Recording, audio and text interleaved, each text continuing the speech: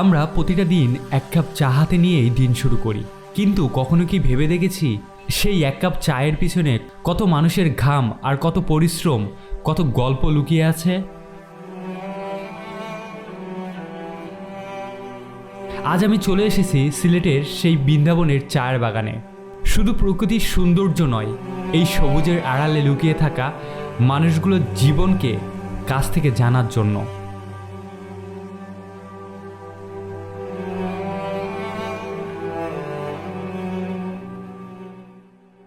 দূর থেকে এই জায়গাটাকে শুধু সুন্দর লাগে, কিন্তু একটু ভিতরে ঢুকলে বোঝা যায় এই সৌন্দর্যের প্রতিটি পাতার সঙ্গে জড়িয়ে আছে অসংখ্য মানুষের জীবনের সংগ্রাম। এখন যে এই গাছের পাতাগুলো কাটতে, এটা কাটতে হয় কেন? এখন পাতা ছাড়বো, নতুন নতুন পাতা। আচ্ছা, ওই পাতা কি হচ্ছে তখন চার জন্য তৈরি করা হবে, চার হবে? কতদিন পরে পরে কাটা হয়? 1 বছর পরে কাটা হয়, জানুয়ারি মাসে। তারপরে হচ্ছে এটা 1 বছর আবার এই পাতা হবে।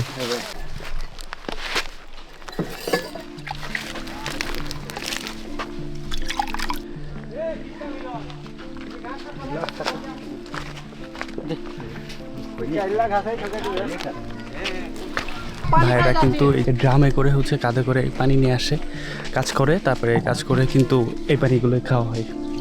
আর আপনারা কি দুপুরের খাবার কি এখানে খান নাকি বাসায় গিয়ে খান?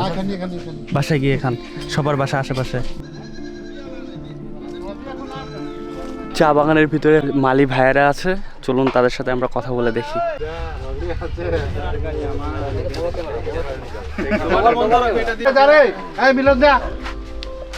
জসিম আগে দিকে জসিম ভাই সামনে আসেন, সামনে আসেন। এখন যে জিনিসটা হচ্ছে সেটা হচ্ছে, এটা হচ্ছে হাজিরা। তো তারা হচ্ছে সকাল থেকে যে কাজ করছে সেটার হচ্ছে প্রুফের জন্য ডিজিটাল একটা অ্যাপে হচ্ছে হাজিরা নেওয়া হচ্ছে। প্রতিজনে একটা করে ছবি তুললে এটা হচ্ছে অটোমেটিক্যাল তাদের হাজিরাটা হয়ে যাবে। সকাল কয়টায় আসেন? সকাল 8টায়। 8টায়। কাজ করতে হয় কয়টা পর্যন্ত? 8 ঘন্টা করতে হয়। 8 ঘন্টা? জি। হাজিরা কত? হাজিরা 170 টাকা। 178 টাকা? হ্যাঁ, 178 টাকা। এই দিয়ে সংসার চলে যায়? চলে কমতে।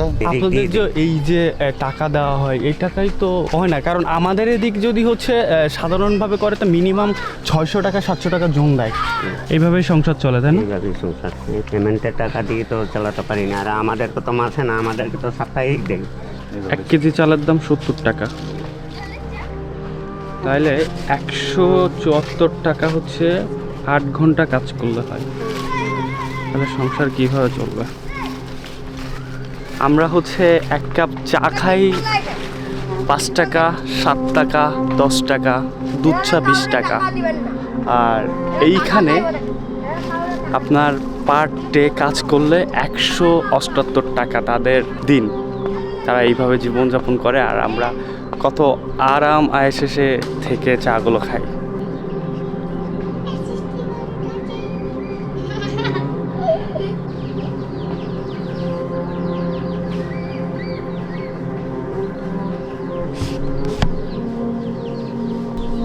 এটা হচ্ছে তাদের থাকার ঘর, সম্পূর্ণ মাটি দিয়ে করা।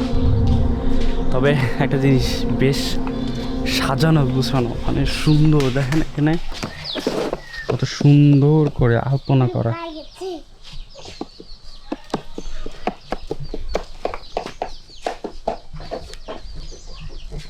এই ছোট্ট ঘরেই বড় হয় অসংখ্য স্বপ্ন। অনেক সীমাবদ্ধতা আছে, কিন্তু মুখের হাসিটা এখনো হারিয়ে যায়নি। এই ছোট ছোট বাচ্চাদের দেখলে মনে হয় সুখ ওই বড় বাড়িতে নয়, এদের এই সুন্দর মুখগুলোর ভিতরেই আছে। তোমাদের নাম কি? তোমার নাম কি? তোমার নাম কি? চলো, তুমি চলো, চলো আমাদের সাথে চলো। চা বাগানের গল্প এখানে শেষ নাই। এবার চলুন আরেকটা জায়গায় যাই, যেখান থেকে বের হওয়া সাদা তরল পদার্থ পৃথিবীর হাজারো জিনিস তৈরিতে ব্যবহার হয়। আজ আমি প্রথম এত কাছ থেকে দেখছি রাবার সংগ্রহ করা।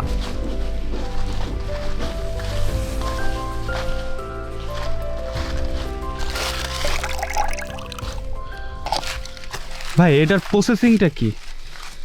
এটা প্রসেসিংটা যে তোমার প্রথম গাছ কাটবো, তার মানে গাছ কাটলে পরে যদি আমরা 8টার দিকে গাছ কাটটা শেষ করি প্রায় 10টার দিকে কস্তুলানি লাগে। কস্তুলা এটা আবার ওই আমরা অফিস আছে অফিসে দেওয়ার লাগে। ইমা দিয়ে পরে 3 দিন 4 দিন পর পর আমরা বাগান থেকে কষ নেই কারখানা।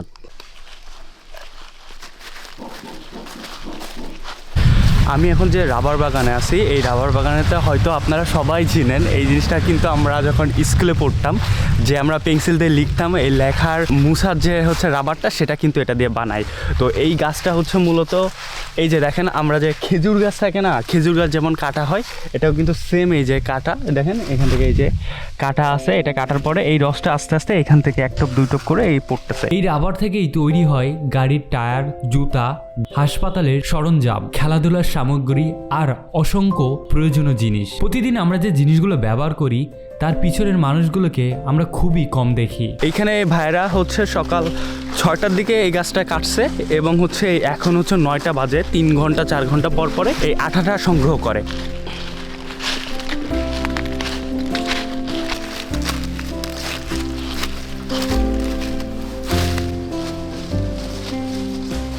এই যে গামটা দেখতেছেন, এই গামের ভিতরে হচ্ছে যে আটাটা, এই যে শুকনা, এই আটাটা নাকি হচ্ছে এই যে সাদা গামের থেকে দাম বেশি, যেটা হচ্ছে কেজি হচ্ছে 90 টাকা করে। এই যে ভাইরা আছে, ভাইরা কিন্তু হচ্ছে আপনার দিনে একবারই আসে, এখানে আসার পরে তারা হচ্ছে গাছ কাটে সকালে কাটার পরে 3 ঘন্টা 4 ঘন্টা পরে এসে এই আঠাগুলো সংরক্ষণ করার পরে তারা হচ্ছে চলে যায়। আমি তাদের সাথে কথা বলে একটা জিনিস জানতে পারলাম, সেটা হচ্ছে তাদের মান্থলি চুক্তি, এখানে পার ডে না, মান্থলি একটা চুক্তি থাকে, যে চুক্তিটা মাসে তাদের একটা টাকা দিয়ে দেয়।